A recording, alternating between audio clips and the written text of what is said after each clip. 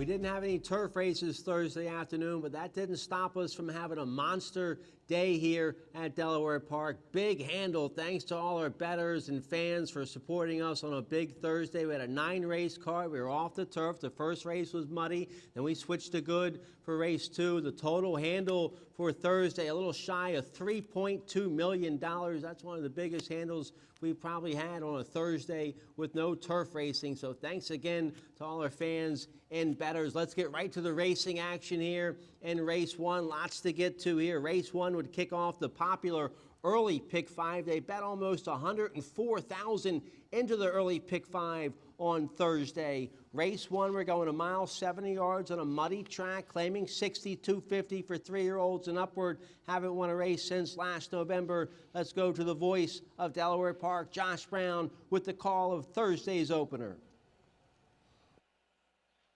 Away and running. Good speed on the inside for Collection Day, but that was short-lived as Book Runner takes an uncontested lead. Vanzi, the long shots right there in the early mix, and there goes Whiting Field and Winooski. Yodel Yehu is going to be caught very deep along with Vanzi, and the early trailer at the back of the pack is Longest Stride. So it's a good battle brewing, and Whiting Field was the last one away, but takes the lead at the 6.5 and shows the way by a dwindling neck.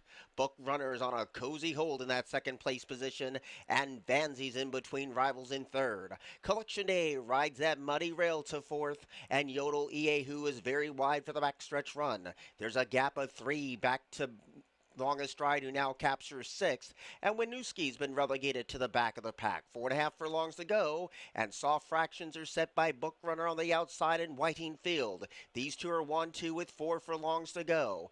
Vanzi's off the rail. Collection Day stays towards the inside. At even money, Yodel Yehu continues a very wide trip. Still second last is Winooski and Longest Stride trails. Here's the 3/8 pole, and Vanzi, bet down to 5-1, comes calling for the lead. Book Runner tries to stay. Whiting Field has nowhere to give, and here comes a big move in the yellow cap from Winooski. Collection Day in the house red, and Yodel Yehu still a few chances as they turn for home. Book Runner continues to hold. Vanzi continues to press on pass. Yodel Yehu has covered a stack of ground, and Winooski's closing in with Collection Day. It's now Yodel Yehu who now kicks away by 1. Collection Day is trying hard and making inroads now. Here comes Collection Day at 3-1. Collection Day. Time that to a T. Yodel Yehu was second, Vanzi was third, and Winooski was fourth. The 10-year-old Yodel Yehu was looking for career win number 22. He went off the even money favorite, just missed, almost got the money. The 10-year-old still ran a good second. Good to see him run a big race. But Collection Day, the 6-year-old son of Collected, he ran big. Full of run in the final strides with Jevion Toledo, top rider down there in Maryland, coming up to Delaware on a Thursday and wins on Collection Day, who is now a 5-time winner. He's made close to $200,000 in career earnings. He wins first off the claim for trainer Jonathan Maldonado. He went off 3-1 and paid $8.20 to win race 1. Let's take a look here at race 2. Now, race 2, the track would get upgraded to good. We were muddy race 1, but races 2 through 9 were run on a good main track. Race 2 would kick off the early pick 4. They bet almost $40,000 into the early pick 4 in race 2. We're going a mile 70 yards on a good track, claiming $5,000. Filly mares 3 and up. Haven't won a race since November or never won 4. Let's check out the action from race 2. Away and running. Good inside speed from Laughing Fit and Meaty Fast Flower. Now, Luminous Secret with the money on sits a handy third. Cha-Cha-Rera is in fourth. And Beachgrass is last of all. 7.5 furlongs to go, and it's Meaty Fast Flower at the head of the class and shows the way by a long neck. Laughing Fit is right there protecting rail position, and Luminous Secret, with 90% of the show pool on the tip of her nose, travels in a nice spot in third. With no pace on, Cha-Cha-Rera rides the inside in fourth, only 2 lengths off the lead, and Beachgrass is last of the 5. They leave the first turn behind, and Meaty Fast Flower, trying to go as slow as she can, shows the way by only half a length.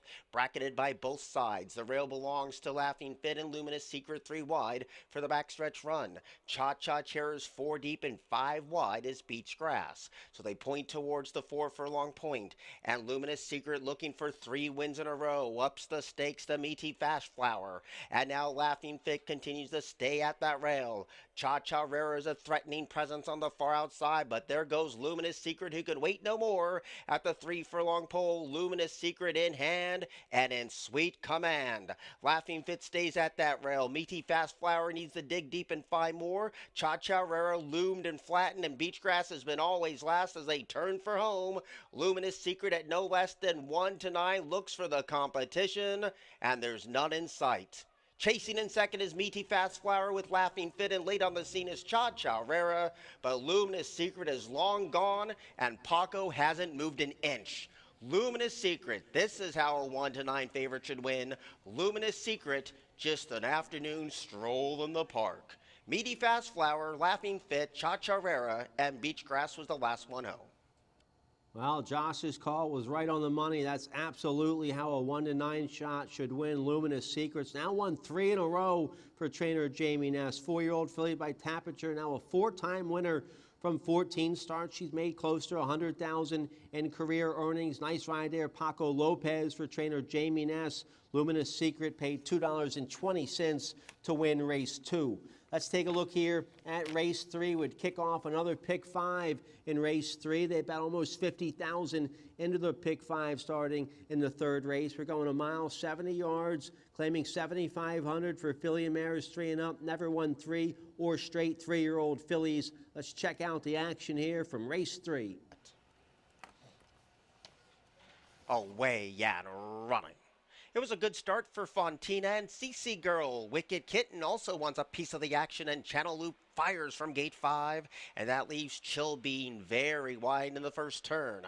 Turbo Millie has 1 beaten, and Amorica's at the back of the pack, so a good battle brews between the top 3, and Fontina along with CC Girl are in step with 6.5 furlongs to go. Wicked Kitten smartly backs off the pace tug-of-war in 3rd, and on the far outside Chill Bean shares 4th with Channel Loop. There's a gap of 3 to Turbo Millie, and Amorica's at the back of the pack, so they spin out of the first turn, and Fontina continues to take the fight to CC Girl, and these 2 ladies throw it down past the 5, and they're still in front by 3 open lanes as Chill Bean with the late jockey change is getting closer in 3rd, and Wicked Kitten stays towards the inside. Channel Loop's in front of 2, which is Turbo Millie, and Amorica's asked for a bit more with 3.5 furlongs to go. CC Girl 1 to 2 at last flash leads 3/4 of length. Fontina has made her work hard for every single yard. Chill Bean is starting to rev up from the back of the pack, and a distant 4th is Wicked Kitten, and closing in is Turbo Millie, and the first move to CC Girl is coming from Chill Bean on the far outside. Acres of space back to a leg-weary Fontina, Turbo Millie, and Wicked Kitten as heads turn for home. CC Girl still with those blue blinkers kicking on by 1 long half length. Chill Bean has a length of the stretch to get past the speed, and the favorites go 1-2 with 1 furlong to go, and CC Girl holding on by a neck. Chill Bean continues this long, steady grind. They're both leg-weary ladies, but CC Girl has the measure late. It's CC Girl over Chill Bean. Then came Amorica and Turbo Millie. Well, some interesting betting here in race 3. The 6 Chill Bean was 4 to 5 morning line favored. The 1 CC Girl was 8 to 1 morning line favored. And the 1 didn't have the greatest form. I like the horse a little bit. She was 3rd last time out. I never saw this filly going off at 1 to 2. The connections must have loved this filly today to make her go off at 1 to 2. And the 4-year-old filly by Catalina Cruiser picks up her 3rd lifetime win from 23 starts. Nice ride there, Sarah Hess for trainer Alejandro Mendieta. $3 to win price there on CC Girl in race 3. Let's take a look here at the 4th. We're off the turf in race 4. We'd kick off another pick 5. They bet over 44,000 into the pick 5 starting race 4. Nice maiden special weight for 3-year-olds and upward, going a mile, 70 yards on a good main track. Let's check out the action here from race 4. Away and running slow to go was Pure Octane. Beale Street Boy peels out of the gate on top, but Citrine now takes over the lead on debut, and up the inside, Love Yourself shares third. Pure Octane living up to the name in front of the other rivals early on, which includes Slobber Knocker, second to last is Candy AP, and My Pal Bill's at the back of the pack. So it's Citrine showing the way, and that lead is 3/4 of a length, but Beale Street Boy right there, one of the favorites lurking ever so closer in second, and Pure Octane was raced hard to get up to the top three. Love Yourself is in a very claustrophobic spot in that fourth place position, and Slobber Knocker also right there in the purple cap, and those five are only separated by a length and a half. There's a huge divide back to Candy AP, who's off the rail, and My Pal Bill still last of all. So Citrine continues to lead. Jockey asks for a bit more and leads 3/4 of a length. Beale Street Boy right there, the pesky pace partner. Pure Octane 3 wide for the drive. Love Yourself has had a very tough trip, and also right there is Slobber Knocker. They go past the 3 furlong pole, and the first challenge is coming from Beale Street Boy. The favorite looms to Citrine, who's running a good race on debut. In between rivals, Slobber Knocker gets a couple of reminders. Love Yourself is looking for the out. These are the principles as they go to the top of the stretch. Beale Street Boy turns first. Citrine battles back with everything he has, and trying to close late on the far outside is Slobber Knocker. And now Beale Street Boy now slowly inching away from Love Yourself and Slobber Knocker in the concluding stages. The fourth race of the day sees another favorite home. Beale Street Boy has won it over Slobber Knocker, Love Yourself, and Citrine.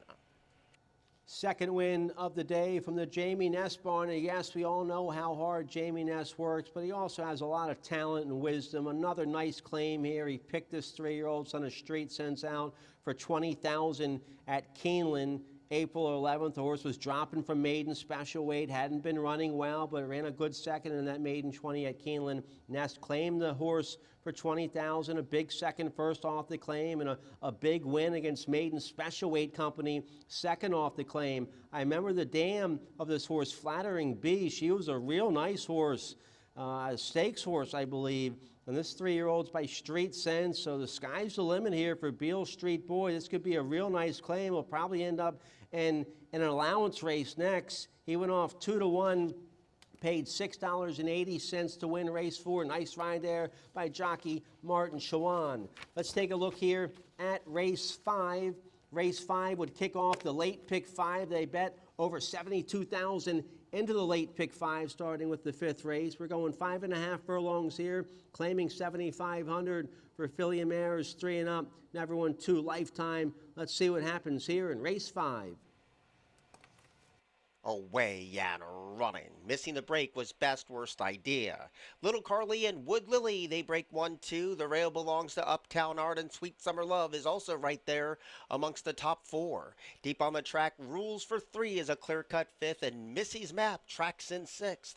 Lilliput rides the rail in front of Stylish Gem, Ritz on Broadway, and Best Worst Idea. One of the long shots is last of all. So crossing in front of the face of the field from gate 10 is Little Carly, trying to throttle that speed. Leads by 1. Wood Lily reluctant to load and continues the chase, but the jockey gets after her. And up the inside, Uptown Art is closing in. 3 wide is Sweet Summer Love, and behind that one, trying to close in is Stylish Gem. Alongside that one is Rules for 3. Heads turn for home, and a stack of chances here. Here comes Uptown Art, who had a dream rails run, and Uptown Art now strikes the front. Wood Lily tries to battle on. The pink cap of Stylish Gem tries to split rivals. These 3 stretch across the track, and Stylish Gem kicks for the cash. And at 5-2, Stylish Gem pulling away from Uptown Art and Wood Lily. It's Stylish Gem to score over Uptown Art, Wood Lily, and Lilliput. Well, a nice ride from the 5-pound bug rider, Jose Vargas. He had to weave his way through traffic down the stretch, split horses late, and gets the money on Stylish Gem for trainer Jerry Robb. The 3-year-old daughter of Practical Joke, now a 2-time winner. She went off at 5-2 and paid $7.40 to win race 5. The early pick 5 on Thursday was a little chalky. Early pick 5 returns $77.95. Let's take a look here at race 6. Race 6 would kick off the late pick 4. They bet almost $53,000 into the late pick 4. Race 6, we're off the turf, going a mile and a 16th on a good track. Nice first level allowance condition here for filly mares 3 and up. Let's see what happens here in race 6. Away and running. It was a good level start. Heaven's Promise was the first one to break the line. Sawmakers right there too. Up the fence, Synergism and Bitty Bitty Bum Bum also wants an early piece of that front running action. Saucy 6 came away in 5th. American Select is 5 wide. That leaves Fabia up the inside. And War Madam's last of all. 7 furlongs to go. And Bitty Bitty Bum Bum tries to relax the pace, leads by only half a length. Synergism right there, probing up the rail in 2nd. And towards the outside, Songmakers a clear-cut 3rd. Heaven's Promise rides the rail in 4th, 2.5 lengths down off the lead. That is held by Bitty Bitty Bum Bum. And chasing the top 4, Saucy 6 with a wide trip down the back of the track. So it's Bitty Bitty Bum Bum passing the 5 furlong point, leading 3/4 of a length. Synergism right there, turning up the heat in 2nd. For them, 5 for that 3rd place position. You have American Select 1 off the rail, 3 deep, Songmaker up the fence, Heaven's Promise, and Saucy 6 caught out in no man's land. Fabia's made up a lot of ground, and War Madam trails. They swing again, and there goes Synergism, who can wait no more. The favorite takes the lead. Synergism kicks for the money and leads by a length and a gray tail. American Select now moves into 2nd. Beady Beady Bomb Bomb has nowhere to give. Saucy 6 trying to rev up from the back of the pack and closing in nicely as Fabia's heads turn for home. Lopez takes a look back on Synergism, and Synergism has a 4-length lead. Fabia comes with a sweet rails run, and these two are going to settle the score. Deep on the track is American 6, and War Madam's a distant 4th inside the final 200 yards, and Synergism is nicely clear. Fabia's running hard. The favorites are going to finish 1-2. Synergism has scored. Fabia was 2nd, American Select was 3rd, and War Madam was 4th. Well, trainer Jamie Ness gets his 3rd win of the day, gets a natural hat trick as he wins races 2, 4, and 6 consecutively here on Thursday afternoon. Synergism goes off at even money, and the 4-year-old daughter of Frosted, now a 6-time winner from 16 starts. She's now made about $150,000. Nice ride there. Paco Lopez, who picks up his 2nd win of the day. Synergism went off at even money and paid $4 there in race 6. Let's take a look here at race 7. Race 7 would kick off the final pick 3 of the day. They bet almost $35,000 into the late pick 3. This was their biggest handle of the day in race 7. They bet almost $500,000 total here in race 7. So a big handle for this race. Going a mile, $20,000 starter allowance optional, claiming $20,000 for 3-year-olds and upward. Let's check out the action here from race 7. Set to jump.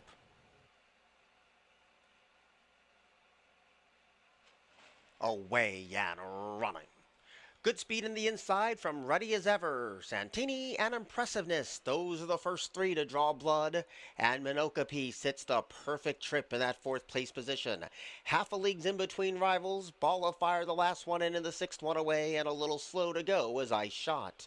No pace on, and Santini holds all the aces right now and shows the way 3/4 of length, but Impressiveness is right there, chasing his speed in 2nd, and they're a length and a half clear. Ready as Ever continues to stay parked off the rail in 3rd, and Minokapi is going to be caught wide, a little wide, as they go down the backstretch run with 5 furlongs to go. Half a league continues to travel along in 5th, has company with Ball of Fire, and the trailer continues to be I Shot. No shift to the positions just yet, and Santini continues to show them the hind end. It's 3/4 of a length, but Impressiveness is right there, turning up the pressure in 2nd.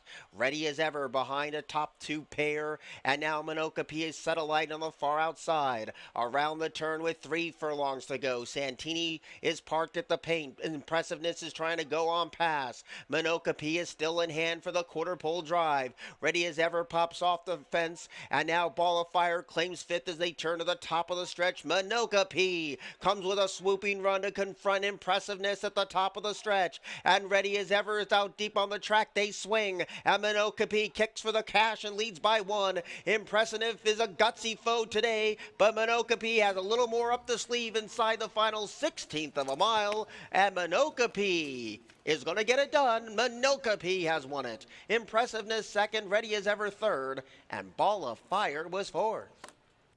Well, the bettors that sent it home with authority here in race 7, big handle, almost a $500,000, and you get a nice 9-2 shot there as My Canopy, the 3-year-old son of Uncle Chuck, wins first off the claim for trainer Mike Simone and owner Jane Perry. They claimed this 3-year-old for $8,000 last out when he won at Tampa. That was late April. They run back in a little over a month, and they get the money here in a nice starter allowance. They get 60% of the $21,000 purse, so they're already out on the claim. So nice job here. Mike Simone claiming this 3-year-old down there at Tampa. Cipriana Gill picked up the winning ride. My Canopy went off at 9-2 and paid $11.20 to win race 7. The pick 5 that started race 3 and ended race 7, that pick 5 returned $115.75. Let's take a look here at race 8, one of our features of the day to kick off the late daily double. We're off the turf, going a mile and a 16th. Nice first level allowance condition for 3-year-olds and upward. They'd bet almost $30,000 into the late double here in race 8. Let's check out the action here from one of our Thursday features.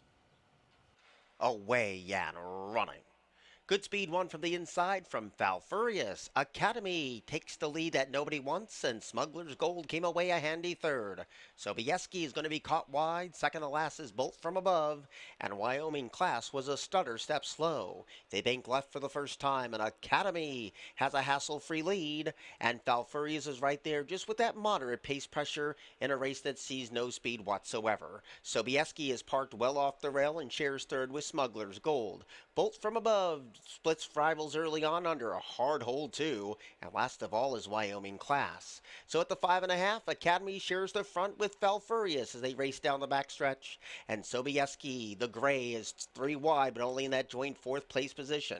Smuggler's Gold has all kinds of space up the inside, but the jockey hasn't moved yet. Same can be said from Bolt from Above, and Wyoming Class, the second choice on the wagering market, has a daunting task and 4 furlongs to do it in. So the heavy favorite Academy continues to play coy with the opposition, and Falfurious is right there breathing down that rival's neck every step of the way. Smuggler's Gold stays at that rail, but to no avail. Both from Above's have asked for a bit more, and now Wyoming Class starts to pick him off one by one. Sobieski calls it a day. Academy plummets through the pack as Falfurious takes the lead, and here comes Wyoming Class. Last down the back of the stretch and coming with a flashy run now, and Falfurious is bracing for the onslaught of a challenger by the name of Wyoming Class, who gets ready to surge to the front. Wyoming Class from the backfield confronts Falfurious now, and at 5-2, Wyoming Class went from last to first to win, to beat Falfurious, then Academy, and Bolt from Above.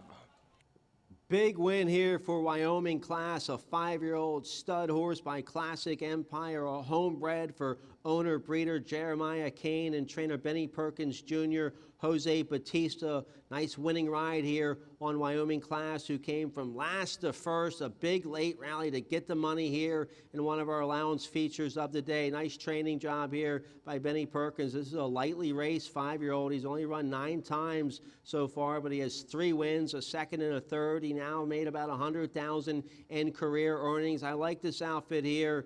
The groom of Wyoming Class, Willie, he's been with Benny Perkins for a long time, does a great job taking care of his horses. They always look great in the paddock. Benny's assistant trainer, Chris, has been with the Perkins barn for a long time. They have another groom that's been with them for a long time as well. So I like seeing barns that have people work for them for a long time. I remember back in the early 90s in Maryland racing, the Perkins barn with new farm horses and Rick Wilson aboard. They were unbeatable back then, and good to see Benny Perkins with a nice horse here. Wyoming Class gets the money at 5-2 and paid $7.60 to win. The pick 5 that paid out here in race 8 that started race 4. That pick 5 paid okay. Pick 5 paid $413.95. So congratulations to all the winning connections there of the 5-year-old Wyoming Class in one of our features of the day. Let's take a look here at race 9. The punters were still sending it home in race 9. A maiden 12-5. They bet over 314,000 here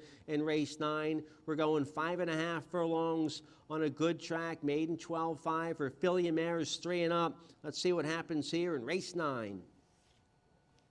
Away and running. Good speed for Adios Senorita. There's Izzy's Rockstar and Rio Oso right there too, but smartly backs off the speed. And the long shots are last with codename Maisie, Mom Estarina, and Run Chachi Run.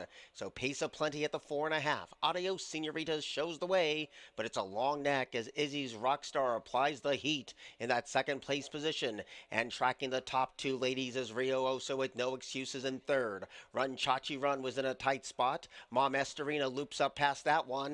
And codename Maisie's at the back of the pack with 5/16 to go. Adios Senorita is still clinging on to a neck lead. Izzy's Rockstar continues to shadow her speed. Rio Oso is committed to a 3-wide kick with Run Chachi Run. Those are the 4 at the top of the stretch, where it's still Adios Senorita's clinging on for dear life, holding on by 3/4 of a length. Brushes with Izzy Rockstar, who comes with pace. Rio Oso had some pace to chase 3 of these ladies across the track. Adios Senorita's is unwavering. Izzy's Rockstar trying to press on past. Izzy's Rockstar's gonna get it.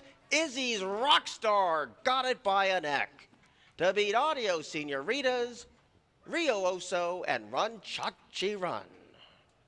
Izzy's Rockstar gets the money in a nice thrilling stretch battle to wrap up the Thursday action. Izzy's Rockstar gives jockey Paco Lopez his 3rd win of the day. Paco's your leading rider right now with 11 wins. That's your leading trainer with 11 wins as well. But Izzy's Rockstar wins for owner Al Curline and trainer Andy Simoff. I worked in the Simoff barn a little bit over the winter time. I like this filly. She's a real pretty 3-year-old gray filly by Volatile. She breaks her maiden in her 4th lifetime start. She went off 5-2 and paid $7.20 to win. The late pick 5 paid pretty well. Late pick 5 paid $626.25. You had a $7 winner, a $4 winner, $11.20, then a couple $7 winners to wrap it up, and you get $6.26 for the late pick 5. So congratulations to all the winning connections there of Izzy's Rockstar. I like the jockey silks of this owner, Al Curline. He was an 82nd Airborne Infantry soldier in the Army. He's got the AA Airborne on his silk, so good to see the Airborne silks in the winner's circle here on a Thursday afternoon. Let's get a quick break. When we come back, I'll tell you about a couple of horses I like on Friday, and I'll tell you about the feature we have for you on Saturday, the $100,000 Rehoboth Stakes.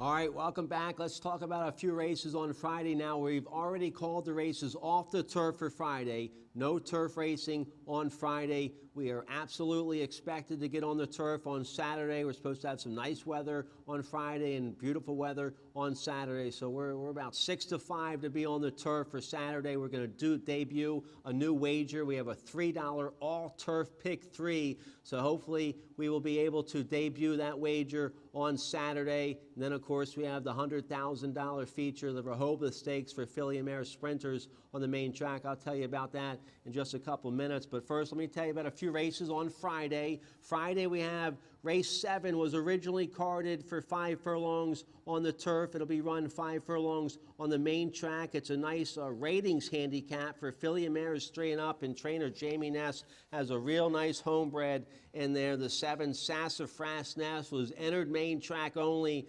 for race 7, which is going to be one of our features of the day on Friday. Sassafras Ness, a 4-year-old filly by Unified, bred by trainer Jamie Ness in Maryland. She's won 7 races from 15 starts. She's made over $226,000. She comes into Friday's race off a real big win last out just 9 days ago here at Delaware Park on May 20th in a first-level allowance condition going 6 furlongs. She sat off the early pace, made a big move, 3 wide around the far turn, and she won going away by 3 lengths with Paco Lopez aboard, posted a 78 by her speed figure. That's one of her lifetime best numbers. Paco Lopez back aboard to ride Sassafras Ness on Friday in race 7.